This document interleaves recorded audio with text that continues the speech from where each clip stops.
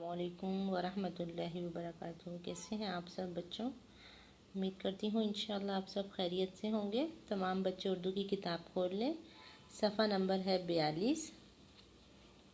सवाल नंबर है 4। खाली जगह पुर करें। खाली जगह पुर करें। सबक ईदी है, हमने उसके सवाल जवाब और अल्फाज ज़िक्र कर चुके हैं। आज हम इसकी खाली जगह पुर करेंगे इंशाअल्लाह। तो यहाँ कुछ अल्फाज दिए हुए हैं। ईदी, नेक, अच्छा, रो, घर, खुश। इन अल्फाज की मुनासबत से आपने खाली जगह को पुर करना है आपने। ठीक है बेटा, हम शुरू करते हैं। नंबर 1, अवैस बहुत डैश और नेक लड़का था। है।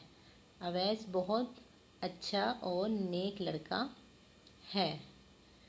नंबर 2, अवैस ने इससे पूछा, क्या बात है, तुम क्यों डैश रहे हो? तुम क्यों रो रहे हो?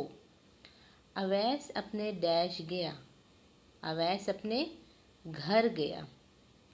इसने अपनी अम्मी अब्बू को बताया कि इसने अपनी डैश एक नेक काम में खर्च कर दी है। इसने अपनी ईदी एक नेक काम में खर्च कर दी है। ईदी। इसके अम्मी अब्बू बहुत डैश हुए। इसकी अम्मी अब्बू बहुत खुश हुए। आखिरी है, अल्लाह भी डैश लोगों को पसंद करता है। अल्लाह भी नेक लोगों को पसंद करता है।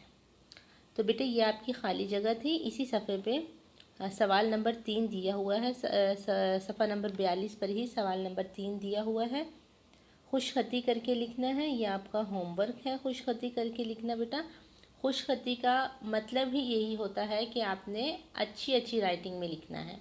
ठीक है, अब वो आपका होमवर्क है। जबकि सवाल नंबर 4 जो भी हमने किया है ये आप मुझे मुकम्मल करके अपनी तस्वीर सेंड करेंगे ग्रुप में। ठीक है, अपना ख्याल रखिएगा। इंशाअल्लाह वीकेंड के बाद मुलाकात होगी। अल्लाह हाफिज़।